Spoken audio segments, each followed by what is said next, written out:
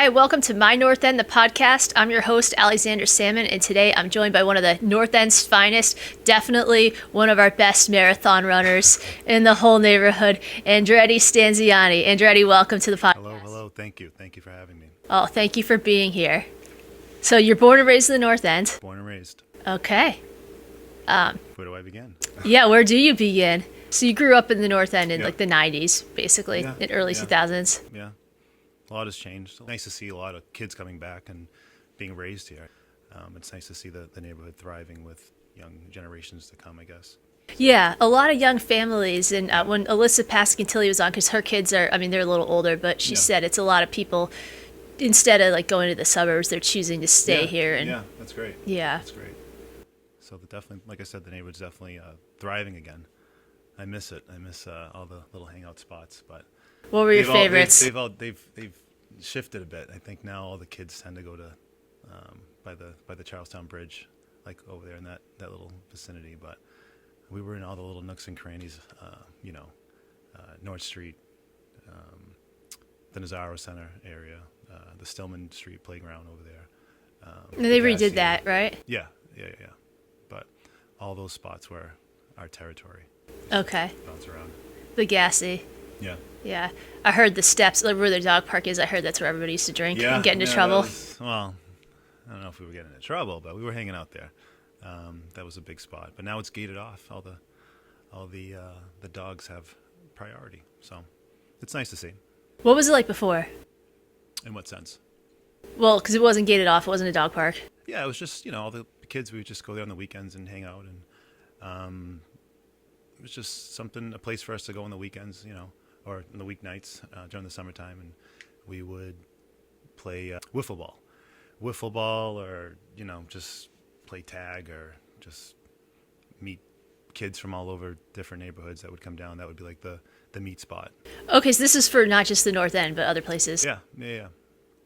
I mean, we obviously had priority considering we lived here, but other neighborhoods would come down, and that would be like the meeting grounds before we all dispersed. So. Okay. Would you play in the Gassy too? Yeah. The Gassy, St. Anthony's. Sometimes we'd go by the pool or by Slide Park, like right between off of Charter and Commercial. But for the most part, we just hung out in the Gassy or St. Anthony's playground. Yeah. Well, the Gassy was different because now it's like they've got it looking beautiful. Yeah. No, it looks amazing now. Now that I'm adulting, I think I can appreciate it. You appreciate it more. More, but I think at the time when I was, going there frequenting the playground more, I think I would have preferred it to just be our like safe haven for all the kids to hang out and take over, opposed to all the gated areas for the dogs and for the plants. I think we just wanted to have as much space as we could, just so we could kind of lounge around and stuff. So it didn't have any of that stuff, like not the basketball court? No, the basketball court was there. Okay. Yeah, I'm just saying as far as like restrictions is. Yeah. Because I think now that the gate's there, it's. I don't even. Do people walk through there? I'm not really sure. Do you need a dog to get through the steps? I'm not sure if it's like you need to have like a pet before you can enter. I can confirm you don't need a pet. Thanks. Good to know. Yeah. Good to know. I was gonna rent one, but. Until I buy one, but now that I know that, I can just walk through. You can walk with my dog if you Thank feel blocked off from the area. He's just not always good with other dogs, so That's a problem. be careful with him. Yeah. So they had the basketball court. They didn't have like the dog park, obviously, and there's like pickleball now and like a little playground. Dogs still walk through, but it wasn't dedicated to dogs only. So. Yeah, because I've heard it was kind of like. I don't know. Now it's also a garden too, so it looks amazing. But it was a little bit like they do a great job. Yeah, kind of rough, I guess. But it was your place. Yeah. That's awesome. So there weren't as many kids, I guess, of our generation. There was a lot of kids, but I think I'm just saying now there's not many still here. Okay. If we had 30 to 40. Of us, there may be, I think at most, that still live here, maybe 5 to 10. Yeah, you're probably right about that. Yeah. Yeah. But again, we grow up, and some of us have grown and gotten married or had families and moved on to get bigger accommodations or housing, rather, bought a house in the suburbs. And if it makes sense for the family to expand, because the apartments and the condos and the housing here it's quite small unless you buy multiple units to expand. But for the most part, I think most people have bought in a house in the suburbs just to have a yard, little things like that, a driveway, Yeah, I can't fault anybody for wanting like a yard and a driveway for sure. And I mean, it's expensive to live in a condo in the city. So thing gotta think about. Yeah, but your yard is the whole North End. Yeah. I'm fine being a stoop kid. For now. Still a stoop kid? Still a stoop kid. You really are, though. Yeah. Your stoop is... Every stoop. Yeah. Is my stoop. I mean, every stoop, but Cafe dello Sport specifically. Cafe dello Sport in particular, I'd like to say it's definitely a good landmark that I tend to frequent. Yes. Yeah. Well, that's a good one. That's like... Steve Agrippino calls Cafe Vittoria the 50-yard line. Like, that's pretty close. Yeah. That's true. Yeah. What other kind of stuff were you into? Were you always a runner? No, actually. I mean, I ran a bit in high school. Where'd you go to high school? I went to a few high schools, actually. Okay. I went to Dom Savio in East Boston, and I also went to East Boston High, and I also went to Charlestown High, and I ultimately graduated from Revere High School. No kidding. Yeah. What was with all the transfers? I think my mother just in particular wanted to find the best school that was fitting for me in education, and I think she really studied the curriculum and the criteria of what was being taught, and she wanted to make sure that I was in the right facility. So I think that's what it ultimately came down to. Makes sense. Yeah. But yeah, so running, I ran a bit. I did track in high school, and that was it. That was the full extent. I mean, I did a few of the city runs. I think they have a run in Franklin Park, like an annual 5 or 10K that my mom put together. I think we were the Sonics. I was obsessed with Sonic the Hedgehog, so we were called the Sonics. Because of you? Sonics. Yeah. So there was 4 of us on the team, 2 of my cousins and a friend, and we did that annually. And that was really it. I mean, it was we did it maybe 2 or 3 years. That was it. And she ran the marathon every year. Really? So that was a big thing for her. Every year she would run the Boston Marathon. Yeah. And I would say to her, I said, this is just insanity. Like 26.2 miles, it's just absolutely nuts. And I always would say, I'll meet you at the finish line. And once I got to a certain age, I'd be hanging out in Abe and Louie's waiting for her. And after a few drinks, I think I'd see her blurry, but I'd see her run by and go crazy outside. But yeah, I always question, like, why would anyone in their right mind run a marathon? 26. Why would you do that to your body? And it's interesting now because I look back and I'm like, I said that to her every year, and she's crazy. She well, not that she's crazy, but it just seems like a crazy thing to do, to run that long, that much, and that much wear and tear on your body. And she was running the Boston Marathon in 2014, and she collapsed. She was hospitalized. She ended up in Framingham Metro West. Oh my God. Yeah, she went into a diabetic shock, or coma rather, and that was a scare. So it was Marathon Monday. She was running the marathon, so they sent her out to the emergency room over in Framingham, and from there, about 6 months later, she was diagnosed with ALS. So she never left the hospital from that point. Oh my God. Yeah, so she was diagnosed with ALS, and that was the start of that journey with ALS, and ultimately she ended up passing away at the end of 2019. And it was at that point. Well, actually, it wasn't at that point. It was in the summer of 2020 that I was walking along the Charles River, right by the Esplanade, and they randomly have like those Boston Marathon signs. Just, yeah. Like, sporadic. It's just like before the season comes into play. It was kind of early too, and I think it was because that was during just maybe when COVID was. I'm not sure, but there were people out, so clearly we were able to get back out and about. Okay. Had they canceled the marathon yet? They canceled 2020, I believe. I think it was virtual. So this was for 2021. Okay. Well, it may actually. Yeah, it was either summer of 2020 or fall. Spring of 2021, because the marathon in 2021 was in October. Yeah. So I was walking along the Charles, and I saw this sign that said the Boston Marathon, and I instantly started crying.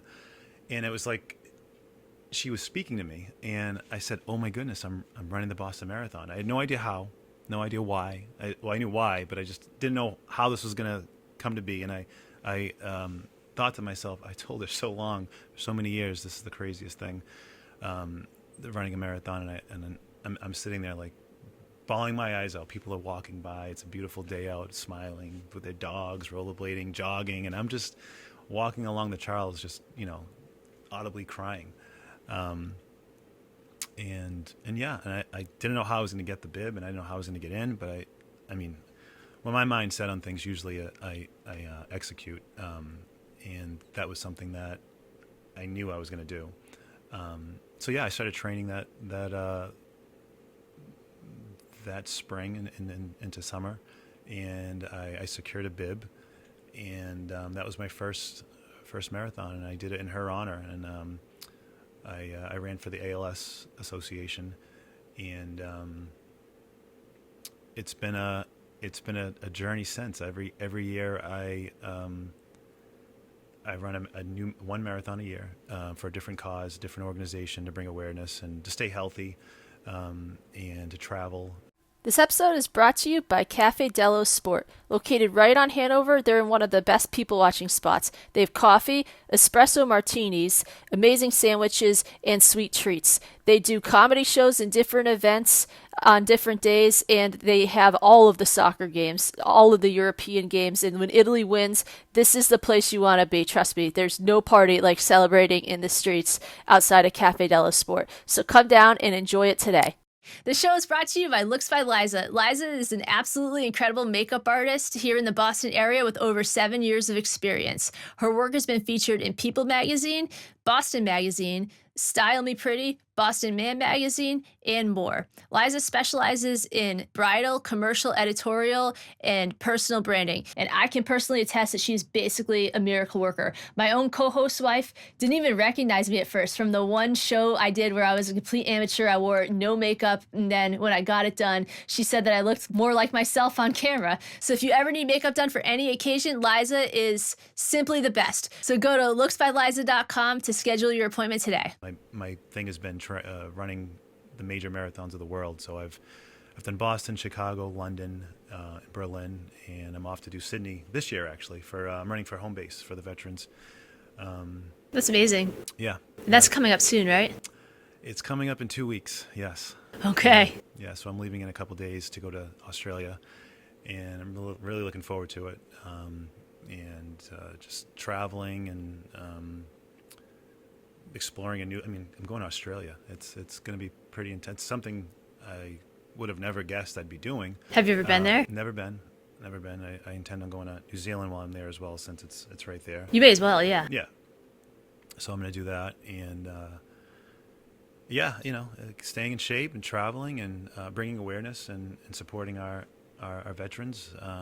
Most importantly, this is for them, and raising money every year, and just trying to be a positive influence for myself and for others, and to explore. I think that's always a positive. Just see the world and see what else is out there.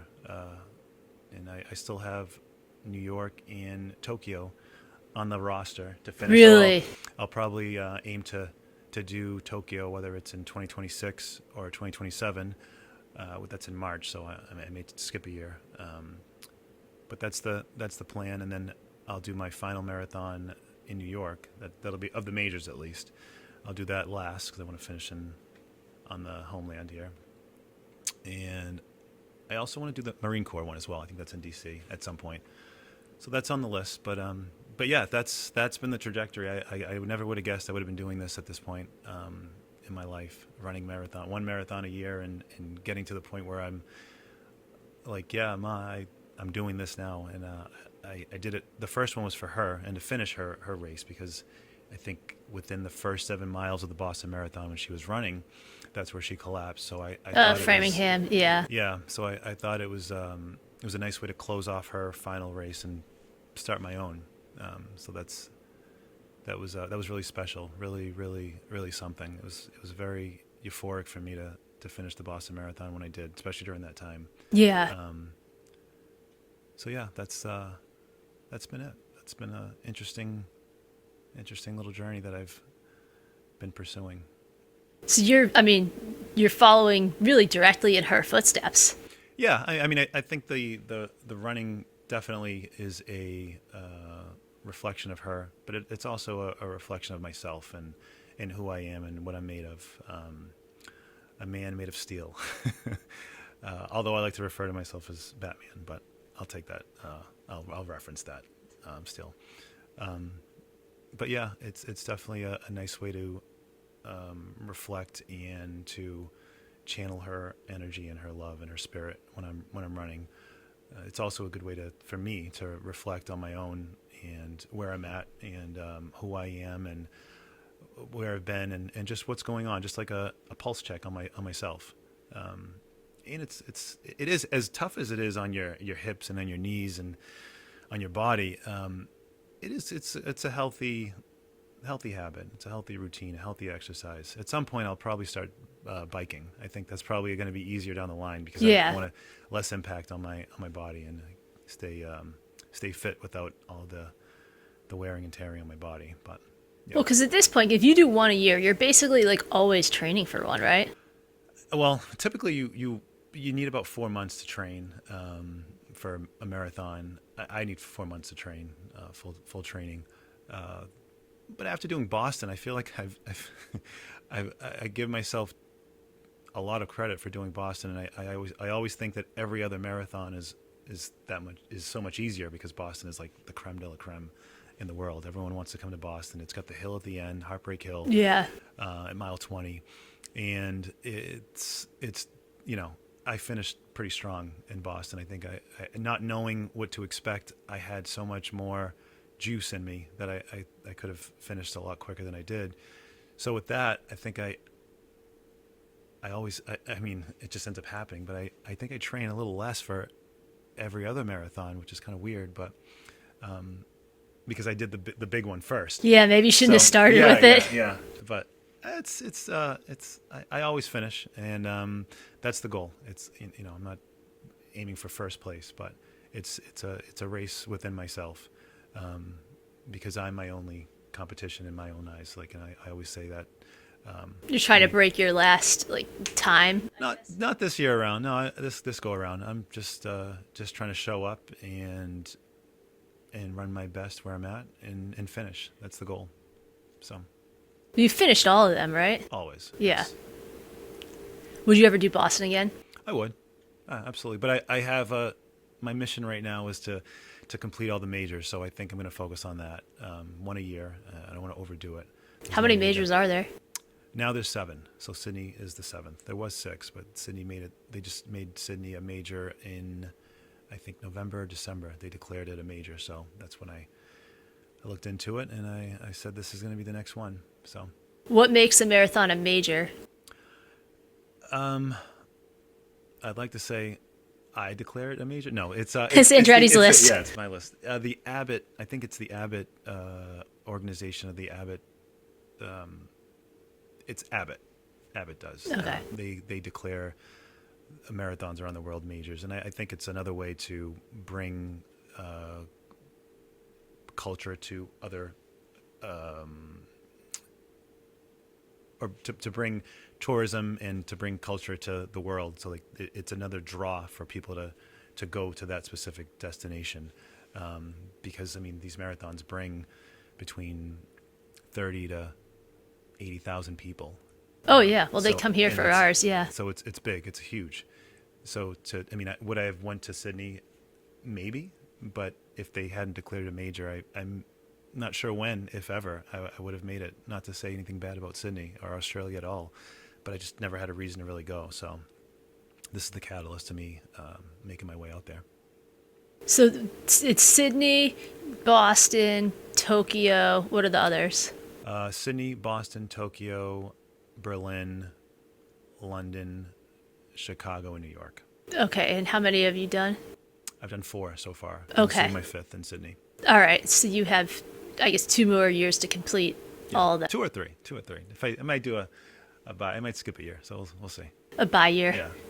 Yeah. Well, because there are different times of the year, too. Yeah, and I could do New York next year, but I want to finish in New York. So the next one after Sydney would have to be Tokyo, and Tokyo is in March. So I'm not sure if I want to, once I finish this, I want to get back to training right away. I don't know if I want to do that. I want to take a little break and enjoy myself and eat some things and drink some things and actually live a little bit. So I try to stay regimented and I try to stay disciplined when it comes to training and, less consumption or of whether it's alcohol or fatty foods or sauces.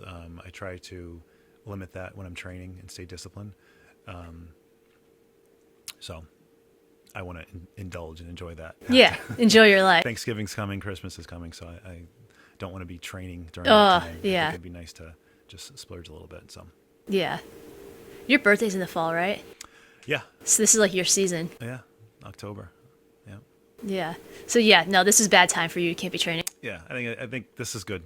I think I'll enjoy my time there and enjoy this race and take a little break and and not to say that I won't do anything next year, but I don't know if Tokyo is in the books for March right now for me. So yeah, that's kind of I mean, now that we're talking about it, yeah, that's because I guess you're in Sydney in 2 weeks, so that's like not even 6 months afterwards. Yeah. You need 4 to train, and then I like a little break, a little bit. Yeah, that's aggressive. Like maybe if you're a professional. I don't want to put too much strain on my body at that, so much. So, but everything in moderation too. I mean, I will be running. I will be still, keeping up with myself, but I'm not gonna go full steam with training in that after this. So what's your training route? So you leave the North End. Where do you go? It varies. Sometimes I'll go to the Charles. I train often with the Heartbreak Hill Running Company. They're based out of the South End and Newton and Cambridge. And typically I'll go meet with them in the South End on Tuesday and Thursdays and sometimes on Saturdays for a long run. And it could take us to the Boston Commons. It could take us to the Charles River, sometimes to the track either at MIT or in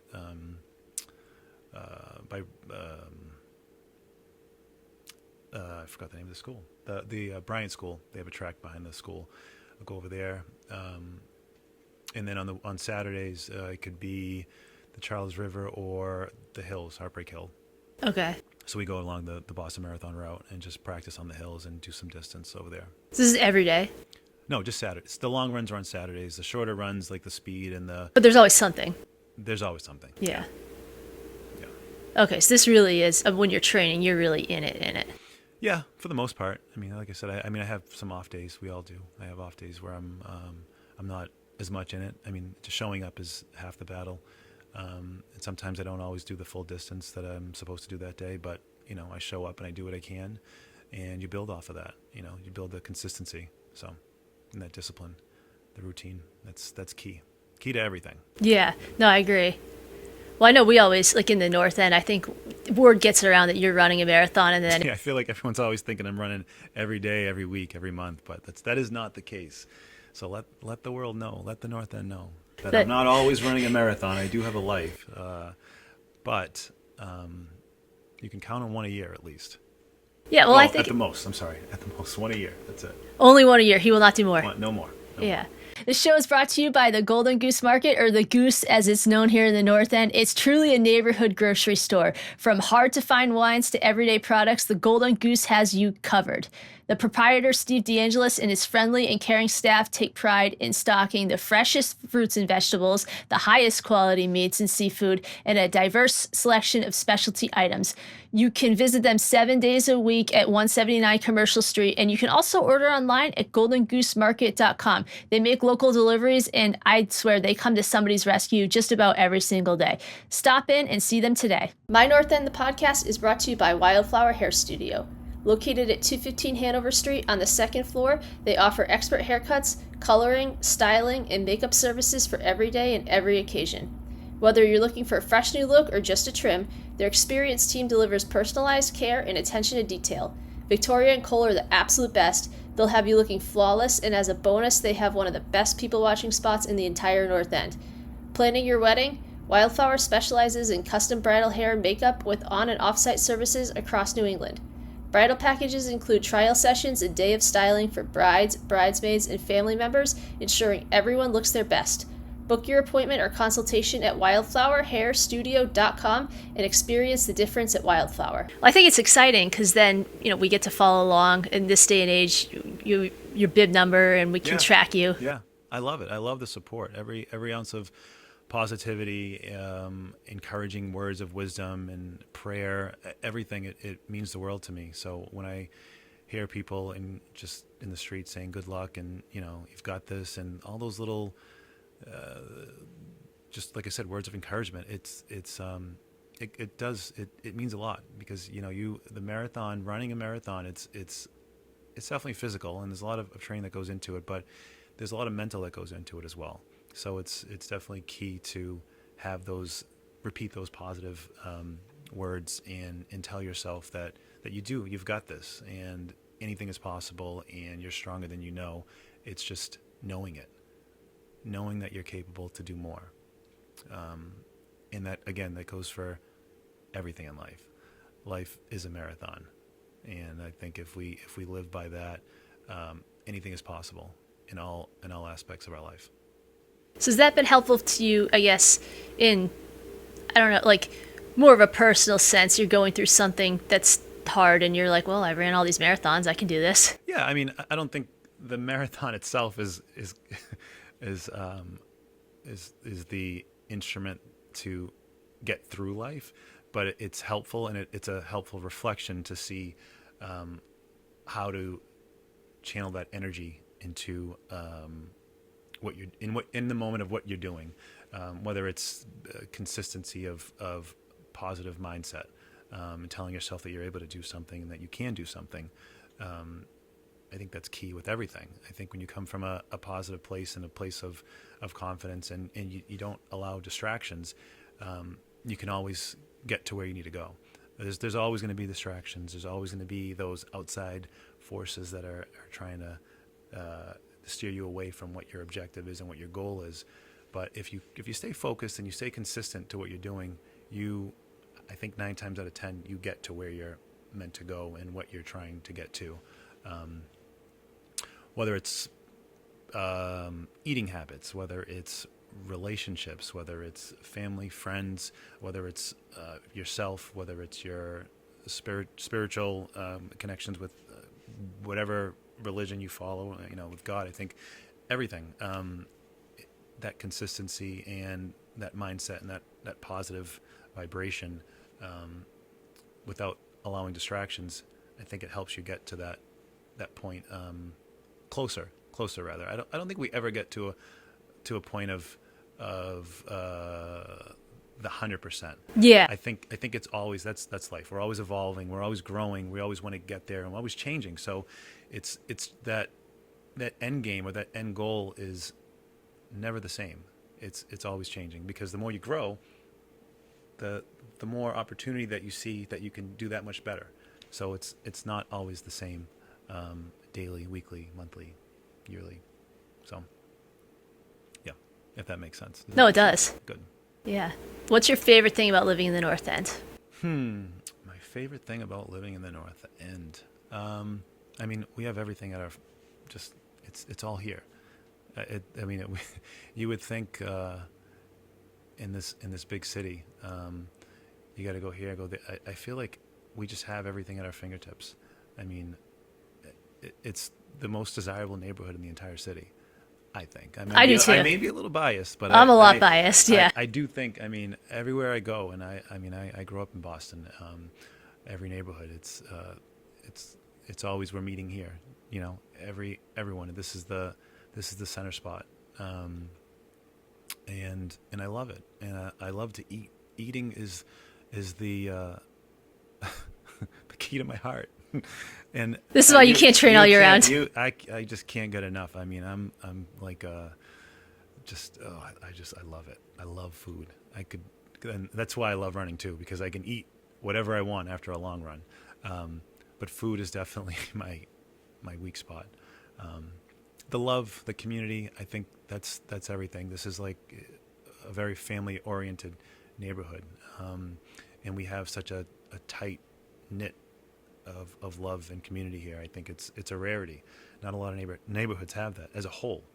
You know, it's one thing to have a tight knit, like, I mean, it's a great thing to have a tight knit intermediate family, but this neighborhood as a whole is just very everyone supports each other. Yeah. We try to support each other as much as we possibly can. For sure. I'm not to say that everyone gets along and it's always like, you know, everything's like kumbaya in a sense, but for the most part, it's all a very warm and supportive family community. So I really respect and love that. Oh, for sure. Would you raise your own family here? Yeah, I would. I absolutely would. And I think if I don't know how many kids do I want. So you want kids? Yeah, I would like kids. Me too. That's good to know. That's good. Kids are good. Kids are good. I think I would probably go to the burbs though at some point. I don't know where. You would? Well, I mean, I would like the to have both. I think I would love to have the North End, and then also have a yard, have a pool, in-ground pool. You have all these things in the North End. They're just not all yours. No, but I want to have a little bit of both, like, you know, just like a little getaway. Okay, so you want like a mountain house? Something. Like a cape house. I don't know. It could be a mountain house. It could be a cape house. I don't know. It's like whatever you're into. That's like the debate. Would you go North Shore? Or would you go South Shore? If you go North Shore, you're not in the mountains, but I mean, I consider going up to like Medford's the mountain. But, Medford is the mountains. South Shore, yeah, it'd be Cape.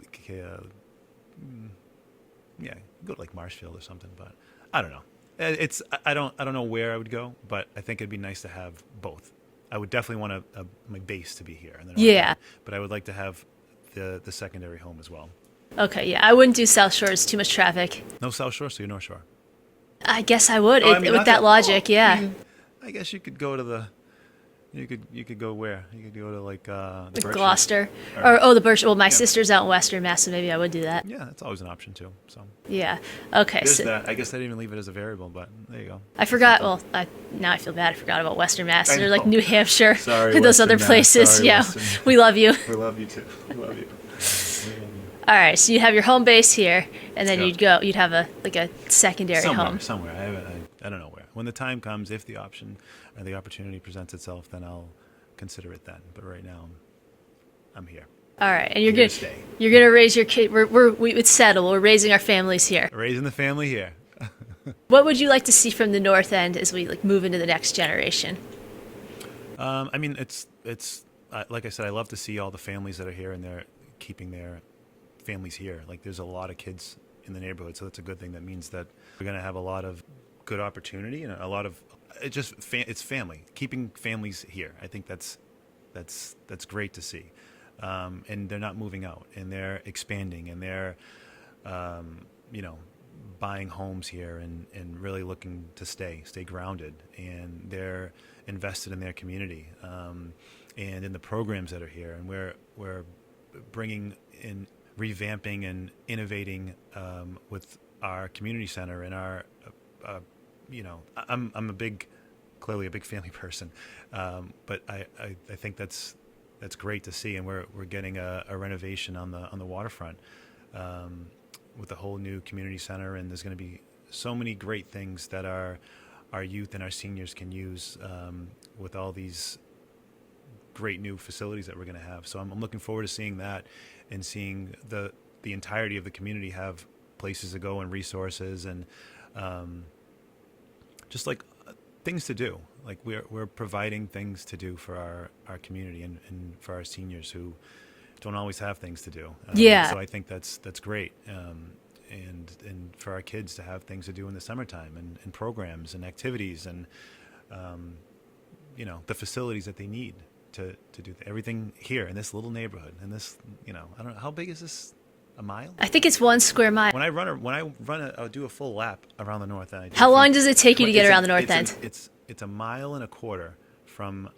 I start at Starbucks, and I do a circle down Commercial, North Washington, cross street, and then Atlantic back to Commercial. It's about a mile and a quarter.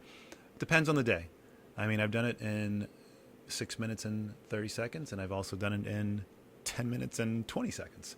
So it depends, but depends on the day. Yeah. Well, it's interesting because I've had guests of like all ages on this show at this point. Like Serena she was my youngest. She was 22 and she's 23 now. She did the marathon, actually. I know. Yeah. She did great. She did. Yeah. And then, I had Paul DeBaney. I think he's in his 80s, not to like out him, but I always ask that question about what people want from the North End as we move into the future. And you know what? From all ages, everybody's answer is basically the same. It's all about family. Yeah. Again, that's what makes this neighborhood so beautiful. That's everything. So. Yeah. So where can we find you on social media, Andretti? What? I don't even, I'm the worst on social media. I have to figure it out. Well, you have two now, and you're always collaborating with yourself. I know. I was trying to figure it out. I was going to do like a marathon. I wanted to keep it separate, but then I was like, you know what? And then I had already duplicated or made the second account. So I was like, I don't want to delete it. So I guess I can look. I'm not sure what it's All right. Sorry. Andretti's preferred Instagram. Andretti Stanziani, I guess. My Instagram is.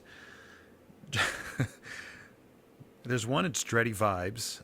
Yep, that's DRETTI _vibes VIBES, and my other is Andretti Living, ANDRETTI _living. Okay, so what's the difference between Dretti Living and Dretti Vibes? What is the difference? I don't know. This is my vibes. I'm just vibing. Andretti Living, it's my life. It's personal, professional. I don't know. I don't really know the difference, actually. They're both the same. Let's call it spade. It is what it is. We're living and vibing. We're living and vibing. That's it. Yeah. Well, thank you for coming on. Thanks for having me. Yeah, appreciate you being here. Appreciate it. Yeah.